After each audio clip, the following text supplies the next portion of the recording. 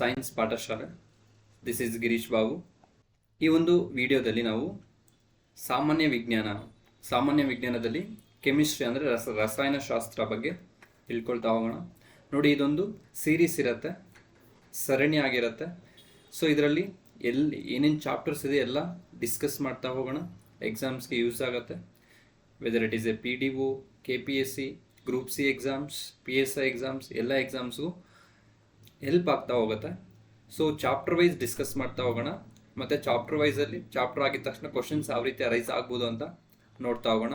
ಇದು ದ್ರವ್ಯ ಮತ್ತು ಮ್ಯಾಟರ್ ಅಂತ ಕರಿತೀವಲ್ಲ, ಸೊ ಇದು ಪಾರ್ಟ್ 1 ಆಗಿರುತ್ತೆ. Clear?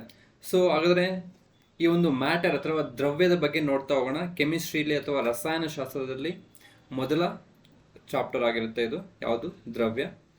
V will discuss one by one. ನೋಡಿ, ಮೊದಲಿಗೆ ರಸಾಯನಶಾಸ್ತ್ರ ಅಂದರೆ ಏನು? What you mean by chemistry? So chemistry, it is a branch of science.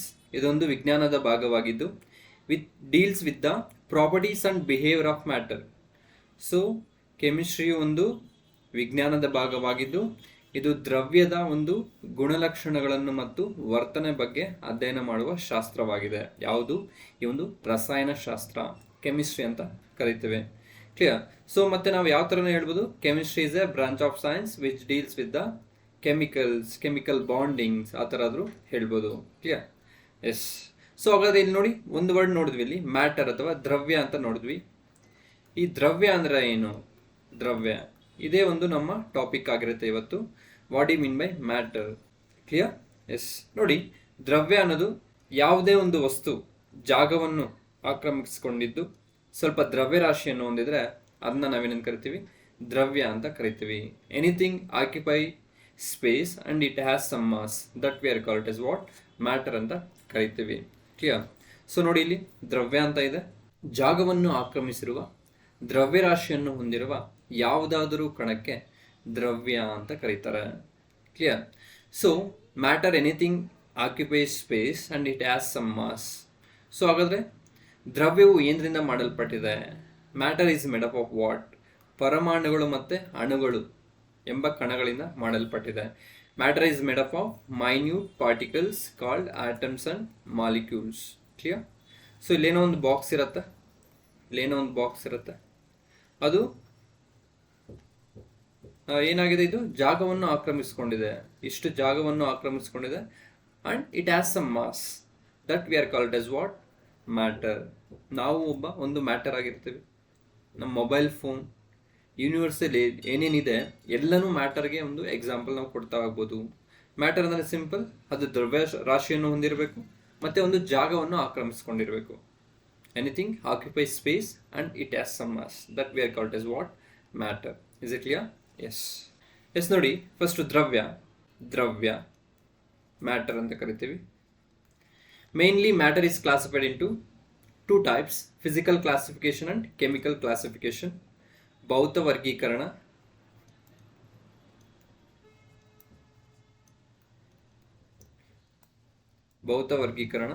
and ರಾಸಾಯನಿಕ ವರ್ಗೀಕರಣ.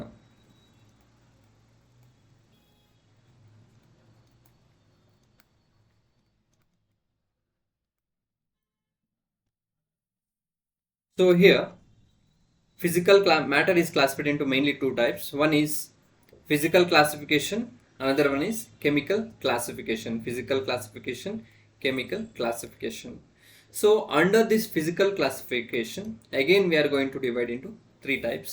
One is solid, liquid and gas. Gana anta karitivi. Gana, Drava, Anila. Clear? So coming to the chemical classifications, rasayanika vargೀಕರಣ, again classified into two types: pure substance and mixtures ಅಂತ ಕರಿತೀವಿ. ಶುದ್ಧ ವಸ್ತುಗಳು ಮತ್ತೆ ಮಿಶ್ರಣಗಳು ಅಂತ ಕರಿತೀವಿ.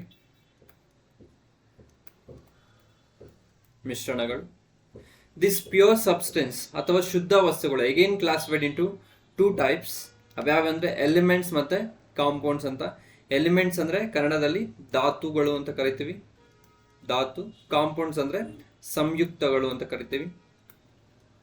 ಸಂಯುಕ್ತ. ಡನ್. ಅಗೇನ್ ದಿಸ್ ಎಲಿಮೆಂಟ್ಸ್ ಅಥವಾ ಧಾತುಗಳು again we are classified into 3 types: metals, non metal and metalloids ಅಂತ ಕರಿತೀವಿ. ಲೋಹ, ಅಲೋಹ, ಲೋಹಾಭ ಅಂತ ಕರಿತೀವಿ. ಲೋಹಾಭಗಳು ಅಂತ ಕರಿತೇವೆ. Clear? This is about elements. Next coming to the compounds. First one is inorganic compound ಅಂತ ಕರಿತೀವಿ. Second one is organic compound ಅಂತ ಕರಿತೀವಿ. ಸೊ ಇನಾರ್ಗಾನಿಕ್ ಕನ್ನಡದಲ್ಲಿ ಏನಂತೀವಿ? ನಿರವಯವ ಅಂತ ಕರಿತೀವಿ.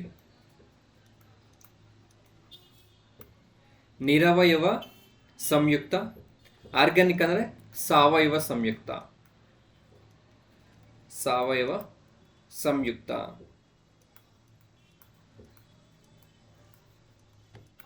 Clear? Yes. Next this coming to this mixtures, ಮಿಶ್ರಣಗಳು ಅಂತ ಕರಿತೀವಿ. ಮಿಶ್ರಣಗಳು again classified into 2 types: heterogeneous mixtures and homogeneous mixtures. So heterogeneous ಅಂದ್ರೆ ಕನ್ನಡದಲ್ಲಿ ಏನಂತೀವಿ? ವಿಜಾತಿ ಮಿಶ್ರಣ. ಹೋಮೋಜಿನಿಯಸ್ ಸಜಾತಿ ಮಿಶ್ರಣ. ಸಜಾತಿ ಮಿಶ್ರಣ. ಕ್ಲಿಯರ್? ಸೊ ಇದೊಂದು ಕ್ಲಾಸಿಫಿಕೇಶನ್ ಆಗಿರುತ್ತೆ. ನಾವು ಮ್ಯಾಟರ್ ಅಂದ್ರೆ ಏನ್ ತಿಳ್ಕೊಂಡಿದೀವಿ? ದ್ರವ್ಯ ಅಂದ್ರೆ anything occupies space and it has some mass. ಅದನ್ನ ನಾವೇನಂತ ಕರಿತೀವಿ? ಮ್ಯಾಟರ್ ಅಂತ ಕರಿತೀವಿ. So matter mainly classified into 2 types. One is physical classification, another one is chemical classification.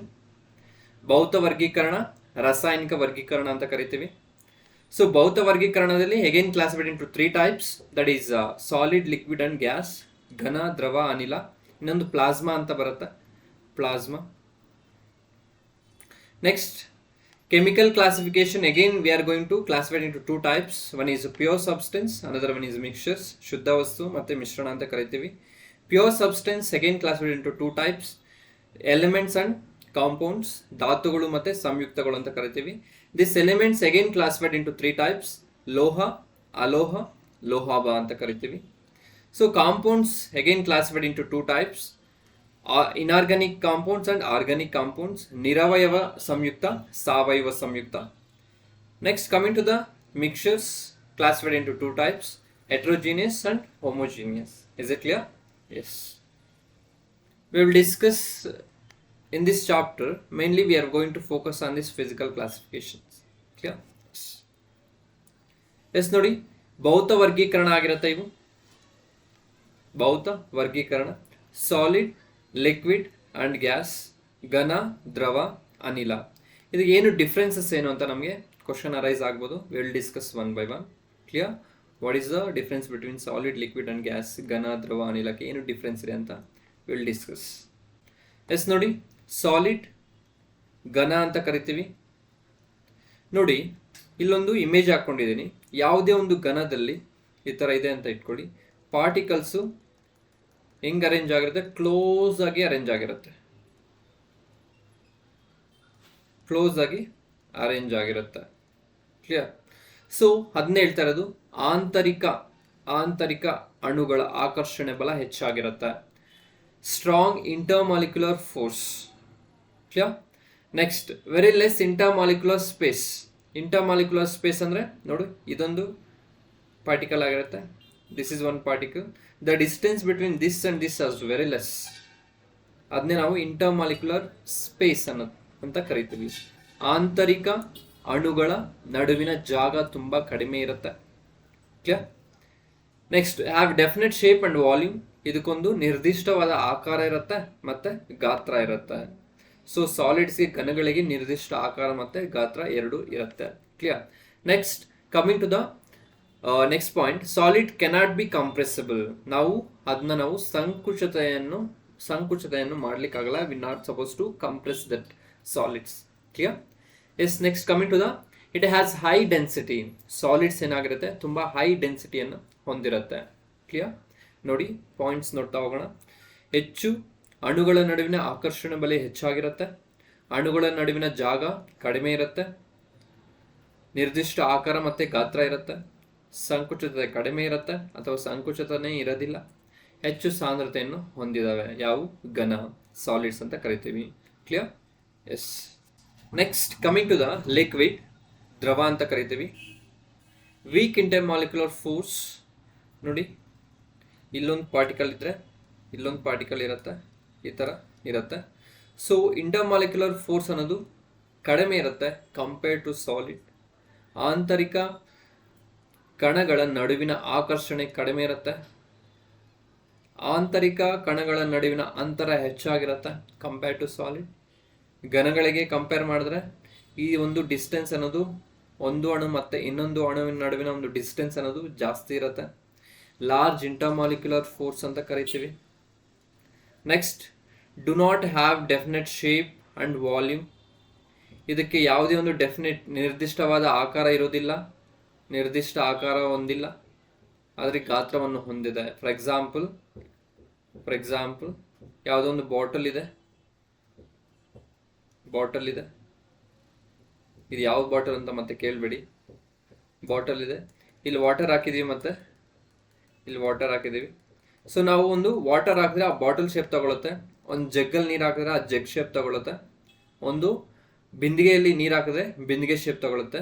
That is why we are telling that it has definite volume but has no shape. ಯಾವುದೇ ಒಂದು ಆಕಾರ ಇರೋದಿಲ್ಲ, volume ಮಾತ್ರ ಇರುತ್ತೆ. Clear? Yes. Next ನೋಡಿ, density ಅನ್ನೋದು ಕಡಿಮೆ ಇರುತ್ತೆ. ಯಾವುದಕ್ಕೆ ಹೋಲಿಸಿದ್ರೆ, ಘನಗಳಿಗೆ ಹೋಲಿಸಿದರೆ ಸಾಂದ್ರತೆ ಅನ್ನೋದು ಕಡಿಮೆ ಇರುತ್ತೆ. ಯಾವುದ್ರದ್ದು? ಈ ಒಂದು ದ್ರವದ್ದು. ಕ್ಲಿಯರ್? ನೋಡಿ, ದ್ರವ ಬೇರೆ, ದ್ರವ್ಯ ಬೇರೆ. ಡೋಂಟ್ ಕನ್ಫ್ಯೂಸ್ ಬಿಟ್ವೀನ್ ದಿಸ್ ದ್ರವ ಅಂಡ್ ದ್ರವ್ಯ. ಕನ್ನಡ ಮೀಡಿಯಂ ಸ್ಟೂಡೆಂಟ್ಸ್ ಹೇಳ್ತಿದ್ದೀನಿ. ಸೊ ದ್ರವ್ಯ ನಾವು ಆಗಲೇ ನೋಡಿದ್ದೀವಿ, that is matter. Anything occupy space and it has some mass, that is matter. ದ್ರವ ಅನ್ನೋದು ಇದು ಲಿಕ್ವಿಡ್ ಆಗಿರುತ್ತೆ. Is it clear? Yes. Coming to the gas, ಅನಿಲ ಅಂತ ಕರಿತೀವಿ. So very weak intermolecular force ಅಂದರೆ ಒಂದು ಅಣು ಇಲ್ಲಿದ್ರೆ ಇನ್ನೊಂದು ಅಣು ಇಲ್ಲಿರುತ್ತೆ, ಇನ್ನೊಂದು ಅಣು ಇಲ್ಲಿರುತ್ತೆ, ಇದಕ್ಕೂ ಡಿಸ್ಟೆನ್ಸ್ ಜಾಸ್ತಿ ಇರುತ್ತೆ. ಯಾವಾಗ ಅಂತರ ಅನ್ನೋದು ಜಾಸ್ತಿ ಇರುತ್ತೋ ಅವಾಗ ಆಂತರಿಕ ಕಣಗಳ ನಡುವಿನ ಆಕರ್ಷಣೆ ಅನ್ನೋದು ಕಡಿಮೆ ಇರುತ್ತೆ. ಕ್ಲಿಯರ್? ನೆಕ್ಸ್ಟು, ಆಂತರಿಕ ಕಣಗಳ ನಡುವಿನ ಅಂತರ ಹೆಚ್ಚಾಗಿರುತ್ತೆ. ಅಂತರ ಯಾವಾಗ ಹೆಚ್ಚಿದೆಯೋ ಅವಾಗ ಆಕರ್ಷಣೆನೂ ಕಡಿಮೆ ಇರುತ್ತೆ. ಅರ್ಥ ಆಯ್ತಾ? ಎಸ್. ನಿರ್ದಿಷ್ಟ ಆಕಾರ ಮತ್ತು ಗಾತ್ರವನ್ನು ಹೊಂದಿಲ್ಲ. No definite shape and volume. ಯಾವುದು? ಗ್ಯಾಸಸ್ ಆಗಿರುತ್ತೆ. Gases can be highly compressible or compressed. ನಾವು ತುಂಬ ಸಂಕುಚಿತತೆಯನ್ನು ಹೊಂದಿವೆ. ಯಾವುವು? ಈ ಒಂದು ಅನಿಲಗಳು ಅಂತ ಕರಿತೀವಿ, ಅನಿಲ ಅಂತ ಕರಿತೀವಿ, ಗ್ಯಾಸಸ್. ಕ್ಲಿಯರ್? ಸೊ ನಾವೊಂದು ಗ್ಯಾಸಸ್ನ ಕಂಡೆನ್ಸ್ ಮಾಡಿ ಅನ್ನೋದು ಒಂದು ಸಿಲಿಂಡರಲ್ಲಿ ನಾವು ತುಂಬ್ತೀವಲ್ಲ, ಗ್ಯಾಸ್ನ ತುಂಬ ಕಂಡೆನ್ಸ್ ಮಾಡ್ಬೋದು. ಹೆಚ್ಚಿನ ಒಂದು ಸಂಕುಚಿತತೆಯನ್ನು ಹೊಂದಿದೆ. ಯಾವುದು? ಈ ಒಂದು ಅನಿಲ. And it has very less density or low density. ಸಾಂದ್ರತೆ ಅನ್ನೋದು ತುಂಬ ಕಡಿಮೆ ಇರುತ್ತೆ. ಕ್ಲಿಯರ್? ಎಸ್. ಯಾಕೆ ಅಂದರೆ ಇಲ್ಲೊಂದು ಪಾರ್ಟಿಕಲ್ ಇದ್ರೆ ಇಲ್ಲೊಂದು ಪಾರ್ಟಿಕಲ್ ಇರುತ್ತೆ, ಡಿಸ್ಟೆನ್ಸ್ ಜಾಸ್ತಿ ಇರುತ್ತೆ. ಇಂಟರ್ಮಾಲಿಕ್ಯುಲರ್ ಫೋರ್ಸ್ ಆಫ್ ಅಟ್ರಾಕ್ಷನ್ ಕಡಿಮೆ ಇರುತ್ತೆ. ಇಂಟರ್ಮಾಲಿಕ್ಯುಲರ್ ಸ್ಪೇಸ್ ಅನ್ನೋದು ಜಾಸ್ತಿ ಇರುತ್ತೆ. ಡೆನ್ಸಿಟಿ ಅನ್ನೋದು ಕಡಿಮೆ ಇರುತ್ತೆ. Is it clear? ಎಸ್. ನೋಡಿ, ಇಲ್ಲಿ ಡಿಫ್ರೆನ್ಸಸ್ ಹಾಕ್ಕೊಳ್ತಾ ಹೋಗಿದ್ದೀನಿ. ಇಲ್ಲಿ ಸಾಲಿಡ್ ನಾವೀಗ ತಾನೇ ನೋಡಿದ್ದೀವಿ, ಡೆಫಿನೆಟ್ ಶೇಪ್ ಇರುತ್ತೆ, ವಾಲ್ಯೂಮ್ ನಿರ್ದಿಷ್ಟ ಆಕಾರ ಮತ್ತು ಗಾತ್ರ ಎರಡೂ ಇರುತ್ತೆ. ಲಿಕ್ವಿಡ್ಗೆ ನಿರ್ದಿಷ್ಟ ಆಕಾರ ಇರೋದಿಲ್ಲ ಬಟ್ ವಾಲ್ಯೂಮ್ ಇದೆ. ನೆಕ್ಸ್ಟು ಗ್ಯಾಸ್ಗೆ ಆಕಾರನೂ ಇಲ್ಲ, ವಾಲ್ಯೂಮು ಇಲ್ಲ. ನೋಡಿ, ಇದುಷ್ಟು ಪ್ಲಾಸ್ಮಾ ಅಂತ ಕರಿತೀವಿ. Fourth state of matter plasma ಅಂತ ಕರಿತೀವಿ. ಸೊ ಇಲ್ಲಿ ಸಾಲಿಡ್ಗೆ ಎಕ್ಸಾಂಪಲ್ಸ್ ಏನು ಕೊಟ್ಟಿದ್ದಾರೆ? Salts, ice, wood, phone, clothes ಯಾವುದಾದ್ರೂ ಕೊಡ್ಬೋದು. ಸೊ ಲಿಕ್ವಿಡ್ಸ್ಗೆ ಎನಿ ಲಿಕ್ವಿಡ್ಸ್ ಆದರೂ ಕೊಡ್ಬೋದು ನಾವು. ನೋಡಿ, ಇಲ್ಲಿ ಗ್ಯಾಸ್ಗೆ ಯಾವುದೇ ಒಂದು ಗ್ಯಾಸ್ ಪಾರ್ಟಿಕಲ್ಸ್ನ ಕೊಡ್ಬೋದು. ಕ್ಲಿಯರ್? ಸೊ ಈ ಒಂದು ಪ್ಲಾಸ್ಮಾಗೆ ನಾವೊಂದು ಸ್ಟಾರ್ಸ್ ಅಥವಾ ಸನ್ಸಲ್ಲಿ ಏನಿರುತ್ತೆ ಅಂದರೆ ಪ್ಲಾಸ್ಮಾ ಇರುತ್ತೆ. ಫೋರ್ತ್ ಸ್ಟೇಟ್ ಆಫ್ ಮ್ಯಾಟರ್ ಎಲ್ಲಿ ನಾವು ನೋಡ್ಬೋದು ಅಂದರೆ ಈ ಒಂದು ಸ್ಟಾರ್ಸಲ್ಲಿ ನೋಡ್ಬೋದು ಅಥವಾ ನಮ್ಮ ಸನ್ನಲ್ಲಿ ನೋಡ್ಬೋದು. Clear?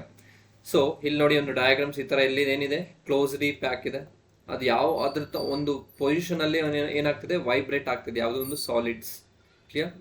Coming to the liquids, ನೋಡಿ ಸ್ವಲ್ಪ ಒಂದು ಫ್ರೀಯಾಗಿ ಮೂವ್ ಆಗ್ತಿದೆ, ಹೌದಲ್ವಾ? ಇಲ್ಲಿ ನೋಡಿ, ಗ್ಯಾಸ್ ಪಾರ್ಟಿಕಲ್ಸ್ ಬಂದು ಇನ್ನೂ ತುಂಬ ಫ್ರೀಯಾಗಿ ಮೂವ್ ಆಗ್ತಿದ್ದಾವೆ. ಕ್ಲಿಯರ್? ಸೊ ಹಾಗಾದರೆ ಈ ಒಂದು ಸಾಲಿಡ್, ಲಿಕ್ವಿಡ್, ಗ್ಯಾಸ್ ಇದೆ. ಸೊ ಅದರ ಒಂದು ಕೈನೆಟಿಕ್ ಎನರ್ಜಿ ಏನಾಗಿರುತ್ತೆ? ಯಾವ ರೀತಿ ನಾವು ಹೇಳ್ಬೋದು? ಕೈನೆಟಿಕ್ ಎನರ್ಜಿ ಅಂದರೆ ಚಲನ ಚಲನಶಕ್ತಿ ಏನು ಅಂತ ನಾವು ಫಿಸಿಕ್ಸಲ್ಲಿ ನೋಡ್ತಾ ಹೋಗೋಣ. ಸದ್ಯಕ್ಕೆ ಕೆಮಿಸ್ಟ್ರಿ ಮುಗಿಸೋಣ ಸೀರೀಸ್ ಆಗಿ. ಸೊ ಚಲನಶಕ್ತಿ ಏನಾಗಿರುತ್ತೆ ನೋಡಿ, ಇಲ್ಲಿ ಇಂಟರ್ಮಾಲಿಕ್ಯುಲರ್ ಸ್ಪೇಸ್ ಅನ್ನೋದು ತುಂಬ ಕಡಿಮೆ ಇರುತ್ತೆ. ಈ ಒಂದು ಸಾಲಿಡ್ಸಲ್ಲಿ ಜಾಗ ಕಡಿಮೆ ಇರುತ್ತೆ.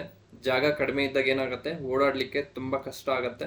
ಸೊ ಕೈನೆಟಿಕ್ ಎನರ್ಜಿ ಅನ್ನೋದು ಕಡಿಮೆ ಇರುತ್ತೆ. ಎಲ್ಲಿ? ಸಾಲಿಡ್ಸಲ್ಲಿ, ಘನದಲ್ಲಿ.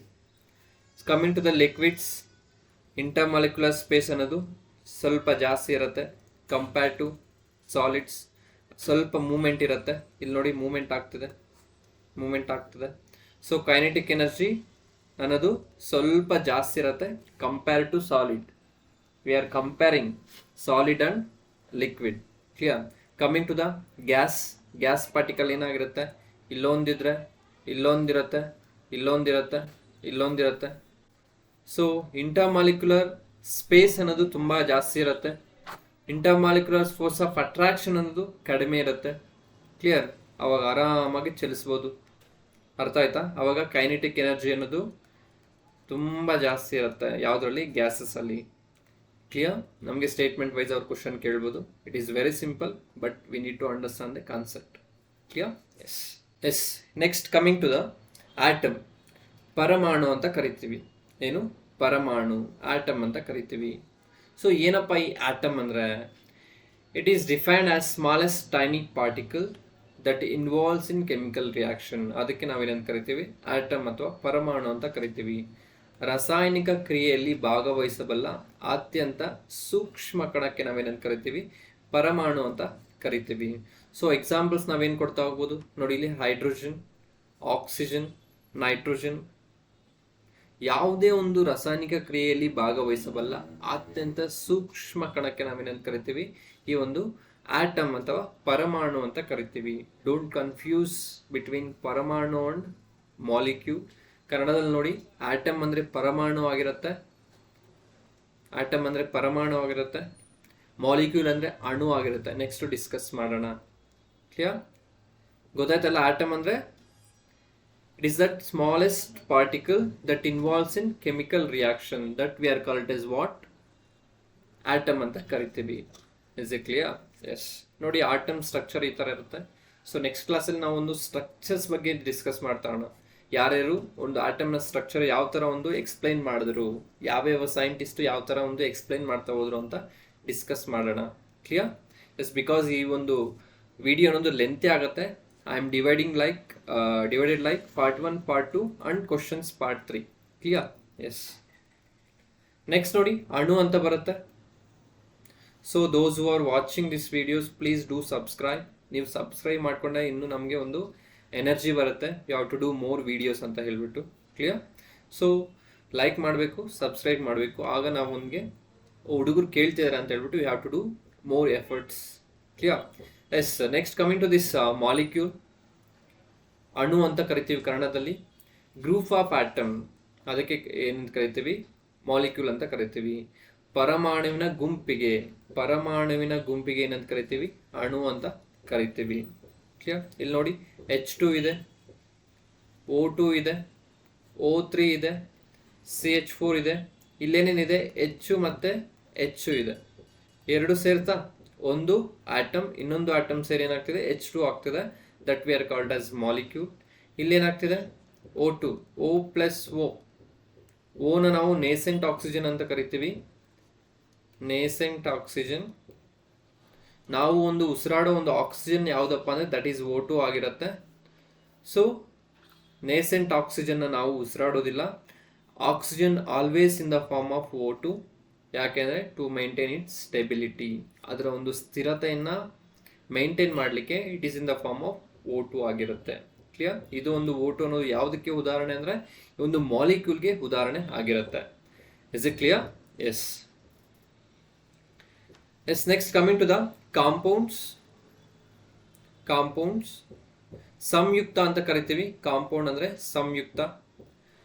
ಸೊ ಏನಪ್ಪ ಈ ಸಂಯುಕ್ತ ಅಂದರೆ, atoms of different elements joined together in definite proportions of a compound to form a compound ಅಂತ ಇದೆ. ಒಂದಕ್ಕಿಂತ ಹೆಚ್ಚು ಪರಮಾಣುಗಳು ನಿರ್ದಿಷ್ಟ ಪ್ರಮಾಣದಲ್ಲಿ ಸೇರಿಕೊಂಡು ಮಾಡಲ್ಪಟ್ಟಿರೋದಕ್ಕೆ ಸಂಯುಕ್ತ ಅಂತ ಕರಿತೇವೆ. ಹಾಗಾದ್ರೆ ಎಕ್ಸಾಂಪಲ್ಸ್ ಏನು ಕೊಡ್ಬೋದು? ನೋಡಿ ಇಲ್ಲಿ Na ಇದೆ, Cl ಇದೆ, ಸೋಡಿಯಂ ಮತ್ತು ಕ್ಲೋರೈಡ್ ಇದೆ. ಅವೆರಡೂ ಸೇರಿ ಒಂದು ಇಂತಿಷ್ಟೇ ರೇಷಿಯೋ ಅಂತರಲ್ಲಿ ಸೇರಿ ಏನಾಗಿದೆ, ಒಂದು ಕಾಂಪೌಂಡ್ ಫಾರ್ಮೇಷನ್ ಆಗಿದೆ. H2O, H ಇದೆ, ಆಕ್ಸಿಜನ್ ಇದೆ, ಎರಡು ಸೇರಿ ಏನಾಗಿದೆ, H2O ಫಾರ್ಮೇಷನ್ ಆಗಿದೆ. ಕ್ಲಿಯರ್. ನೆಕ್ಸ್ಟ್ ನೋಡಿ KOH, ಪೊಟ್ಯಾಷಿಯಂ ಹೈಡ್ರಾಕ್ಸೈಡ್ ಅಂತ ಕರಿತೀವಿ. ಪೊಟ್ಯಾಷಿಯಂ ಹೈಡ್ರಾಕ್ಸೈಡ್ ಇದು ಒಂದು ಯಾವುದಕ್ಕೆ ಉದಾಹರಣೆ ಅಂದರೆ ಕಾಂಪೌಂಡ್ಗೆ example. these are the examples for what? Compounds. Clear? So ನೋಡಿ ಇಲ್ಲಿ ಒಂದು diagram. Compounds are two or more elements that share electrons, have take off, give electrons away. ನೋಡಿ ಇಲ್ಲಿ ಕಾರ್ಬನ್ ಇದೆ, ಹೈಡ್ರೋಜನ್ ಇದೆ. ಕಾರ್ಬನ್ ಮತ್ತು ಹೈಡ್ರೋಜನ್ ಮಧ್ಯೆ ಏನಾಗ್ತಿದೆ, ಒಂದು ಎಲೆಕ್ಟ್ರಾನ್ ಶೇರಿಂಗ್ ಆಗ್ಬಿಟ್ಟು ಬಾಂಡ್ ಫಾರ್ಮೇಷನ್ ಆಗ್ತಿದೆ. ಆ ಬಾಂಡ್ ಫಾರ್ಮೇಷನ್ ಇಂದ ಒಂದು ಕಾಂಪೌಂಡ್ ಫಾರ್ಮೇಷನ್ ಆಗತ್ತೆ. Is it clear? Yes. Next coming to the ion. Ion ಅಂತ ಕರಿತೀವಿ. ಏನಪ್ಪ ಅಯಾನು? ಸೊ ಫಾರ್ ಎಕ್ಸಾಂಪಲ್ ನಮ್ಮ ಹತ್ರ ಒಂದು 10 ರೂಪೀಸ್ ಇರುತ್ತೆ. ನಾವು 1 ರೂಪಿ ಬೇರೆಯವ್ರಿಗೆ ಕೊಡ್ತೀವಿ. ಅವಾಗ ನಮ್ಮ ಹತ್ರ ಏನಾಗಿರುತ್ತೆ, 9 ರೂಪೀಸ್ ಆಗಿರುತ್ತೆ. ಕ್ಲಿಯರ್? ಸೊ ಇಲ್ಲೇನಾಗ್ತಿದೆ, ನಾವು 1 ರೂಪಿ ಕಡಿಮೆ ಆಗ್ತಿದೆ. ಸೊ ಕಡಿಮೆ ಆಗೋದಕ್ಕೆ ಇಲ್ಲಿ ನಾವು ಏನು ಕರಿಬೇಕು, ಪ್ಲಸ್ ಅಂತ ಕರಿಬೇಕು. ಅರ್ಥ ಆಯ್ತಾ? ಸೊ ನೆಕ್ಸ್ಟು ನಮ್ಮ ಹತ್ರ ಒಂದು 10 ರೂಪೀಸ್ ಇದೆ, ನಮ್ಗೆ 1 ರೂಪಿ ಯಾರೋ ಕೊಡ್ತಿದ್ದಾರೆ. We are getting 1 rupee. So that becomes 11. So that means ion ಅಂದರೆ ಫಾರ್ ಎಕ್ಸಾಂಪಲ್ NaCl ಇದೆ. NaCl ಅದೇನಾಗುತ್ತೆ, Na is ready to give the electron. ಇದು ಬಿಟ್ಕೊಡ್ಲಿಕ್ಕೆ ರೆಡಿ ಇರುತ್ತೆ. ಯಾವುದು? Na+. ಸೊ Cl ಮೈನಸ್ ಅನ್ನೋದು always ready to take the electrons because it is more electronegative in nature. Chlorine ಅನ್ನೋದು ತುಂಬ ಋಣಾತ್ಮಕವಾದ ಒಂದು ಧಾತು ಆಗಿರುತ್ತೆ, ಮೋಸ್ಟ್ ಎಲೆಕ್ಟ್ರೋನೆಗೆಟಿವ್ ಇನ್ ನೇಚರ್. ಅದಕ್ಕೆ ಒಂದು ಎಲೆಕ್ಟ್ರಾನ್ನ Na ಇಂದ ಕಿತ್ಕೊಳ್ಳುತ್ತೆ. ಅವು ಕಿತ್ಕೊಂಡಾಗ ಮೈನಸ್ ಆಗುತ್ತೆ. ಮೈನಸ್ ಅಂದರೆ ರಿಚ್ ಇನ್ ಎಲೆಕ್ಟ್ರಾನ್ ಅಂತ ಹೇಳ್ಬಿಟ್ಟು. ಕ್ಲಿಯರ್? ಸೊ ಇಲ್ಲಿ ನಾವು ಪಡ್ಕೊಂಡಿದ್ದೀವಿ ಅಂದರೆ ಮೈನಸ್ ಬರುತ್ತೆ, ಕಳ್ಕೊಂಡಿದ್ದೀವಿ ಅಂದರೆ ಪ್ಲಸ್ ಬರುತ್ತೆ. Na+ ಅನ್ನೋದು ಎಲೆಕ್ಟ್ರಾನ್ಗಳನ್ನು ಕಳ್ಕೊಂಡಿದೆ, ಅದಕ್ಕೆ ಪ್ಲಸ್ ಅಂತ ಬಂದಿದೆ. Cl- ಅನ್ನೋದು ಎಲೆಕ್ಟ್ರಾನ್ನ ಪಡ್ಕೊಂಡಿದೆ, that's why we are indicated by minus. Clear? Yes. Next. So ನೋಡಿ ಇಲ್ಲಿ ಯಾವುದಾದ್ರು ಒಂದು ಡೆಫಿನೇಷನ್ ಏನು ಹೇಳ್ಬೋದು ನೋಡಿ ಇಲ್ಲಿ. ಆ್ಯನ್ ಆಟಮ್, ಅ ಮಾಲಿಕ್ಯೂಲ್, ಒಂದು ಆಟಮ್ ಆಗಿರ್ಬೋದು, ಪರಮಾಣು ಆಗಿರ್ಬೋದು, ಇಲ್ಲಾಂದ ಅಣು ಆಗಿರ್ಬೋದು, with a net electric charge due to loss or gain of 1 or more electron. ಪರಮಾಣು ಮತ್ತು ಅಣು ಎಲೆಕ್ಟ್ರಾನುಗಳನ್ನು ಕಳೆದುಕೊಳ್ಳುವುದರಿಂದ ಅಥವಾ ಪಡೆದುಕೊಳ್ಳುವುದರಿಂದ ಅಯಾನುಗಳು ರಚನೆ ಆಗುತ್ತವೆ. ಸೊ ಎಲೆಕ್ಟ್ರಾನ್ನು ಪಡ್ಕೋಬೇಕು, ಇಲ್ಲಾಂದರೆ ಎಲೆಕ್ಟ್ರಾನ್ನ ಬಿಟ್ಕೊಡ್ಬೇಕು. ಅದಕ್ಕೆ ನಾವೇನಂತ ಕರಿತೀವಿ, ಅಯಾನು ಅಂತ ಕರಿತೀವಿ. ಕ್ಲಿಯರ್? ಸೊ ಹಾಗಾದ್ರೆ ನೋಡಿ, ಪಾಸಿಟಿವ್ ಇದ್ರೆ ಕ್ಯಾಟಯಾನ್ ಅಂತ ಕರಿತೀವಿ. ಕ್ಯಾಟಯಾನ್ ಧನಾತ್ಮಕ ಅಯಾನು. ಧನಾತ್ಮಕ. ನೆಗೆಟಿವ್ ಇದ್ರೆ ನಾವು ಅದಕ್ಕೆ ಏನಂತ ಕರಿತೀವಿ, ಆನಯನ್ ಅಂತ ಕರಿತೀವಿ. ಋಣಾತ್ಮಕ ಅಯಾನು.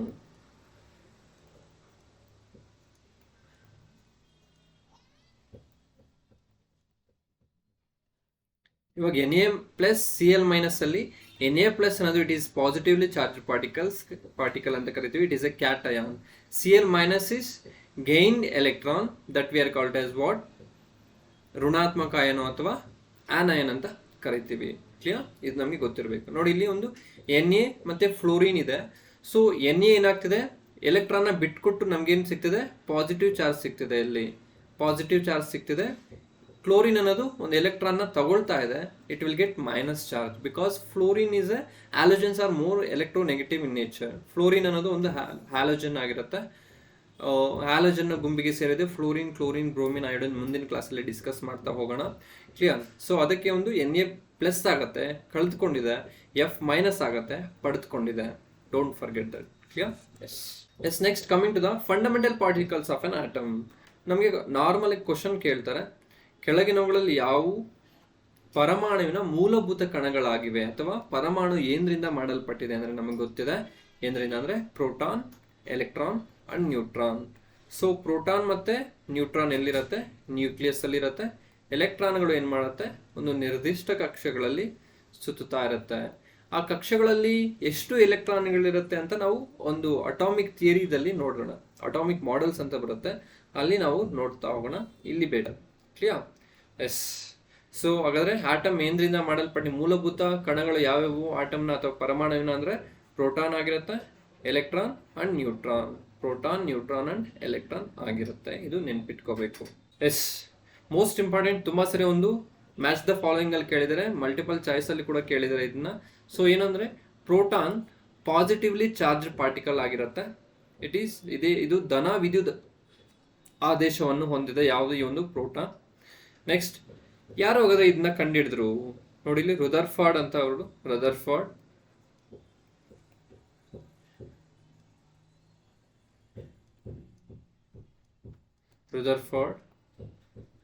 ರುದರ್ಫಾರ್ಡ್ ಅನ್ನ ಒಬ್ಬ ಸೈಂಟಿಸ್ಟ್ ಏನ್ ಮಾಡ್ತಾನೆ, ಈ ಒಂದು ಪ್ರೋಟಾನ್ ಅನ್ನ ಕಂಡುಹಿಡಿತಾರೆ. ಎಷ್ಟರಲ್ಲಿ? 1919ರಲ್ಲಿ. ಸೊ ಹಿಂದೆ ಒಂದು ಅಟಾಮಿಕ್ ಮಾಡೆಲ್ ಇದೆ. ನಾವು ನೆಕ್ಸ್ಟ್ ಒಂದು ಪಾರ್ಟ್ 2 ಅಲ್ಲಿ ಡಿಸ್ಕಸ್ ಮಾಡೋಣ ಮಾಡೆಲ್ಸ್ ಯಾವ್ಯಾವಿದೆ ಅಂತ ಹೇಳ್ಬಿಟ್ಟು. ಥಾಮ್ಸನ್ ಮಾಡೆಲ್ ಇದೆ, ರದರ್ಫೋರ್ಡ್ ಮಾಡೆಲ್ ಇದೆ, ನೆಕ್ಸ್ಟ್ ಡಾಲ್ಟನ್ ಮಾಡೆಲ್ ಇದೆ, ಅಟಾಮಿಕ್ ಮಾಡೆಲ್ಸು, ನೆಕ್ಸ್ಟ್ ಬೋರ್ ಇದೆ. ಅವೆಲ್ಲ ನಾವು will discuss in part 2. Okay. So ಹಾಗಾದ್ರೆ ಒಂದು ಪ್ರೋಟಾನ್ ನಾವು ಡಿಸ್ಕವರ್ ಮಾಡಿದ ಯಾರು? ರದರ್ಫೋರ್ಡ್ ಆಗಿರ್ತಾನೆ ಇನ್ 1919. ನೆಕ್ಸ್ಟ್ ಕಮಿಂಗ್ ಟು ದ ಎಲೆಕ್ಟ್ರಾನ್ಗಳು ಅಂತ ಕರಿತೀವಿ. ಎಲೆಕ್ಟ್ರಾನ್ ನೆಗೆಟಿವ್ಲಿ ಚಾರ್ಜ್ ಪಾರ್ಟಿಕಲ್ ಆಗಿರುತ್ತೆ. ಇದು ಚಾರ್ಜಸ್ ಇಲ್ಲಿ ಮೆನ್ಷನ್ ಮಾಡಿದೀನಿ ನೋಡಿ. ಸೊ ಋಣಾತ್ಮಕ ಒಂದು ವಿದ್ಯುದಾವೇಶವನ್ನು ಹೊಂದಿದೆ ಯಾವುದೇ ಒಂದು ಎಲೆಕ್ಟ್ರಾನ್, ಇ ಅಂತ ಕರಿತೀವಿ. ನೆಕ್ಸ್ಟ್ ಡಿಸ್ಕವರ್ಡ್ ಬೈ, ಇದು ತುಂಬಾ ಇಂಪಾರ್ಟೆಂಟ್. ಯಾರು ಇದನ್ನ ಕಂಡುಹಿಡಿದ್ರಪ್ಪ ಅಂದ್ರೆ ದಟ್ ಈಸ್ ಜೆ ಥಾಮ್ಸನ್ ಆಗಿರ್ತಾರೆ. ಯಾರು? J Thomson.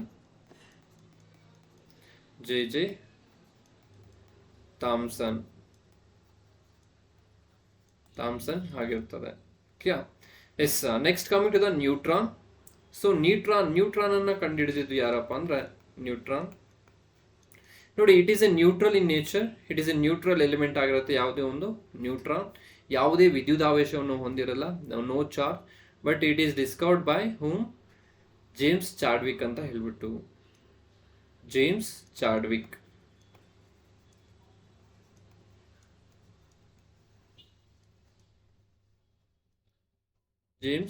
ಚಾಡ್ವಿಕ್. ಸೊ ಹಾಗಾದ್ರೆ ನೋಡಿ, proton discovered by Rutherford, neutron discovered by James Chadwick,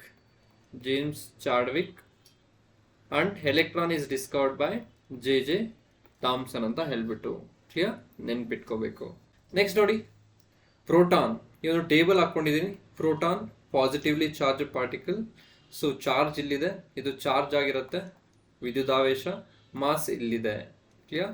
next ನೋಡಿ, ನ್ಯೂಟ್ರಾನ್ ಯಾವುದೇ ವಿದ್ಯುದಾವೇಶವನ್ನು ಹೊಂದಿಲ್ಲ, ಎನ್ನಿಂದ ಇಂಡಿಕೇಟ್ ಮಾಡ್ತೀವಿ, ನೋ ಚಾರ್ಜ್ ಬಟ್ ಮಾಸ್ ಇಲ್ಲಿದೆ. ಸೊ ಎಲೆಕ್ಟ್ರಾನ್ಸ್ ಅಂತ ಕರಿತೀವಿ, ನೆಗೆಟಿವ್ಲಿ ಚಾರ್ಜ್ ಪಾರ್ಟಿಕಲ್. ಸೊ ಇದೊಂದು ಚಾರ್ಜ್ ಇಲ್ಲಿದೆ, ಇದರದ್ದು ಮಾಸ್ ಇಲ್ಲಿದೆ. ಸೊ ಮಾಸ್ ನಮಗೆ ತುಂಬಾ ಇಂಪಾರ್ಟೆಂಟ್ ಆಗಿರುತ್ತೆ. ಎಲೆಕ್ಟ್ರಾನ್ದು ಚಾರ್ಜ್ ಅನ್ನೋದು ಇಂಪಾರ್ಟೆಂಟ್ ಆಗಿರುತ್ತೆ. ಚಾರ್ಜ್ ಎಷ್ಟಿದೆ? -1.6 × 10⁻⁻19 ಕೂಲಂಬ್ ಇದೆ. ಸೊ ಮಾಸ್ ಎಷ್ಟಿದೆ ಅಂದರೆ +9.1 × 10⁻⁻31 kg ಇದೆ. ಕ್ಲಿಯರ್? ಎಸ್. ನೋಡಿ, ಆಗಲೇ ನಾವೇನು ಡಿಸ್ಕಸ್ ಮಾಡಿದ್ವಿ ಅದೇ. ಪ್ರೋಟಾನ್ ಎಲ್ಲಿದೆ? ಪ್ರೋಟಾನ್ ಡಿಸ್ಕವರ್ ಮಾಡಿದ ಯಾರು? ರುದರ್ಫೋರ್ಡ್. ಸೊ ಎಲ್ಲಿದೆ ಅದು? ಸೆಂಟರಲ್ಲಿದೆ, ಅಂದರೆ ನ್ಯೂಕ್ಲಿಯಸ್ ಅಲ್ಲಿದೆ. Proton positively charge particle card proton. Neutrons discovered by James Chadwick. ಎಲ್ಲಿದೆ ಅದು? ಸೆಂಟರಲ್ಲಿದೆ, ಸೆಂಟರ್ ಆಫ್ ನ್ಯೂಕ್ಲಿಯಸ್ ಅಥವಾ ನ್ಯೂಕ್ಲಿಯಸ್ ಎಲ್ಲಿದೆ. So next electrons discovered by J Thomson. ಎಲ್ಲಿದೆ ಅಂದರೆ ಎಲೆಕ್ಟ್ರಾನ್ಸ್ಗಳು ಆರ್ಬಿಟ್ ಅಲ್ಲಿ ಸುತ್ತಾ ಇದ್ದಾವೆ, ನ್ಯೂಕ್ಲಿಯಸ್ ಸುತ್ತ ಆರ್ಬಿಟ್ ಅಲ್ಲಿ ಸುತ್ತಾ ಇದ್ದಾವೆ.